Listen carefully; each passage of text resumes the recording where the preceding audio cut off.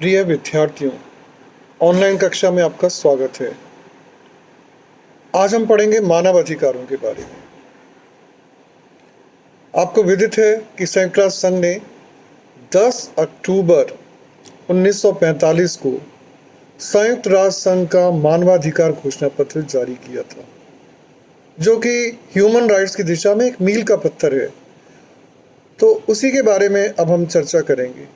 यूं तो उस मानवाधिकार घोषणा पत्र में अनेक अधिकारों का वर्णन है। उसमें जो सबसे पहली बात कही गई है वो ये कही गई है कि प्रत्येक व्यक्ति जन्म से ही समान है और सभी अधिकारों को प्राप्त करने का समान अधिकारी है, और जन्म से ही प्रत्येक व्यक्ति स्वतंत्र भी है। बिना किसी भेदभाव के हर व्यक्ति स्वतंत्र है, जन्म से ही, और समान है। दूसरी बात, जाति के आधार पर, धर्म के आधार पर, राष्ट्रीयता के आधार पर, नस्ल के आधार पर, लिंग के आधार पर, किसी भी आधार पर मनुष्य और मनुष्य में किसी प्रकार का कोई भेदभाव नहीं किया जाएगा, और इस प्रकार के सभी भेदभावों के बिना हर मनुष्य समान अधिकारों का भागी होगा, अधिकारी होगा। समानता के अधिकार में कानून के समक्ष समानता और सभी को कानून का समान संरक्षण, स्वाधीनता का अधिकार, विचारों को प्रकट करने का अधिकार, और साथ ही साथ जीवन का अधिकार, ये सभी अधिकार सभी को प्राप्त हैं। इसके अतिरिक्त भी बहुत से अधिकारों का वर्णन इस घोषणा पत्र में किया गया है, लेकिन इस व्याख्यान में मैं आपको उन 3 अधिकारों के बारे में बताऊंगा जिनका सीधा सीधा संबंध युवा पीढ़ी से है। सबसे पहला है उसमें शिक्षा प्राप्त करने का अधिकार। प्रत्येक व्यक्ति को शिक्षा प्राप्त करने का अधिकार है, शिक्षित होने का अधिकार है। किसी को भी शिक्षा से वंचित नहीं किया जा सकता, और इसमें आर्थिक स्थिति भी बाधक नहीं बननी चाहिए। और शिक्षा प्राप्त करने का नहीं, बल्कि वो जिस शिक्षा के जिस भी स्ट्रीम में जाना चाहे, जिस प्रकार की भी शिक्षा प्राप्त करना चाहे, उसे चुनने का अधिकार भी प्रत्येक व्यक्ति को है। तो जो सबसे पहला अधिकार जो सीधे सीधे युवा पीढ़ी से जुड़ा हुआ है वो है शिक्षा प्राप्त करने का अधिकार। दूसरा अधिकार जो है, जो सीधा सीधा युवाओं से, आप लोगों से संबंधित है, वो है रोजगार और आजीविका का अधिकार। रोजगार प्राप्त करने का और आजीविका प्राप्त करने का अधिकार तो है ही, साथ ही साथ किसी भी रोजगार में, किसी भी नौकरी में, किसी भी व्यवसाय में उचित परिस्थितियों में रहते हुए सुरक्षित रूप से काम करने का अधिकार भी संयुक्त राष्ट्र संघ घोषणा पत्र द्वारा सभी को दिया गया है। तो पहले शिक्षा आपने प्राप्त कर ली, उसका आपको अधिकार है।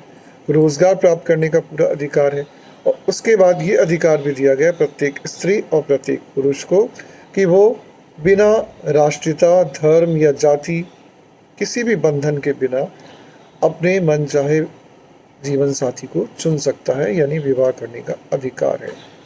इसके अतिरिक्त भी बहुत से और अधिकारों का वर्णन भी किया गया है, जिसमें प्रत्येक व्यक्ति को राष्ट्रीयता प्राप्त करने का अधिकार है, प्रत्येक व्यक्ति को कौटुंबिक जीवन जीने का अधिकार है, प्रत्येक व्यक्ति को अगर वो अपने देश में असुरक्षित महसूस करता है तो किसी दूसरे देश में जाकर शरण लेने का अधिकार है, और प्रत्येक नागरिक, चाहे वो किसी भी देश का हो, उसे न्याय प्राप्त करने का अधिकार है। और ये सिद्धांत स्पष्ट रूप से लिखा हुआ है संयुक्त राष्ट्र संघ के मानव अधिकार घोषणा पत्र में कि जब तक कोई व्यक्ति न्यायालय द्वारा दोष सिद्ध नहीं कर दिया जाए तब तक उसे निर्दोष माना जाएगा। अर्थात अगर किसी के ऊपर कोई आरोप भी है तो जब तक वो आरोप न्यायालय में सिद्ध नहीं हो जाता उसे हम अपराधी नहीं मान सकते हैं, और उसे अपने बचाव का, अपने वकील करने का पूरा हक है जिसके ऊपर भी कोई केस दायर किया गया है। ये एक अधिकार भी महत्वपूर्ण अधिकार है, जो न्याय प्राप्त करने का अधिकार है। तो हम ये देखते हैं कि मानवाधिकार घोषणा पत्र में अनेक अधिकारों का वर्णन है, और इसी में एक और अधिकार आता है धार्मिक स्वतंत्रता का अधिकार, कि प्रत्येक व्यक्ति को अपनी इच्छा के अनुसार किसी भी धर्म का अनुसरण करने का अधिकार है। और यहाँ तक कि अगर कोई व्यक्ति नास्तिक बनना चाहे, यानी वो किसी भी धर्म को ना मानना चाहे, तो उसके लिए भी उसे बाध्य नहीं किया जा सकता कि वो किसी भी धर्म को माने ही। तो धार्मिक स्वतंत्रता का अधिकार भी एक बहुत ही महत्वपूर्ण अधिकार है। साथ ही साथ अपने विचारों को प्रकट करने का, अभिव्यक्ति का, लिखने का और समाचार पत्रों का ये अधिकार भी बहुत ही महत्वपूर्ण अधिकार है। मानवाधिकार हर व्यक्ति को प्राप्त है। इसमें रंग का भेद, नस्ल का भेद, जाति का भेद, धर्म का भेद, लिंग का भेद नहीं आ सकता है। और हर व्यक्ति केवल संविधान के अधीन रहेगा, यानी कि हर व्यक्ति को कानून का शासन मिलेगा और विधि के शासन के अंतर्गत रहने का अधिकार भी प्रत्येक व्यक्ति को प्राप्त है। इस तरह हम कह सकते हैं कि जो मानव अधिकार घोषणा पत्र है संयुक्त राष्ट्र संघ का, वो एक नई गरिमा प्रदान करता है विश्व के प्रत्येक नागरिक को, और साथ ही साथ उसके व्यक्तित्व के विकास के लिए इन सभी अधिकारों को प्रदान करता है। और ये एक मील का पत्थर है। इसी 10 अक्टूबर 1945 को जारी संयुक्त राष्ट्र संघ मानव अधिकार घोषणा पत्र के आधार पर विभिन्न देशों ने अपने संविधानों में मौलिक अधिकारों को जगह दी है।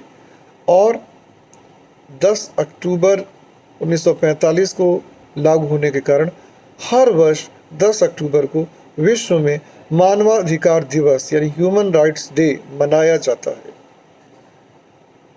लोकतंत्र का आधार स्तंभ होते हैं अधिकार, और मानव अधिकार भी, और मानव अधिकार सबको प्राप्त है। आरोपियों को भी प्राप्त हैं, अपराधियों को भी प्राप्त है, आतंकवादियों को भी प्राप्त हैं, और समाज के हर उस वर्ग को भी प्राप्त हैं जो कि लंबे समय तक समाज में उपेक्षित रहे हैं। तो हम ये कह सकते हैं कि मानव अधिकार घोषणा पत्र ने जो सबसे महत्वपूर्ण कार्य किया वो यह किया कि एशिया, अफ्रीका, यूरोप, विश्व के किसी भी कोने में कोई नागरिक क्यों ना रहता हो, सबको एक बराबरी का दर्जा देते हुए विभिन्न अधिकारों से युक्त किया है। आज के लिए इतना ही। धन्यवाद।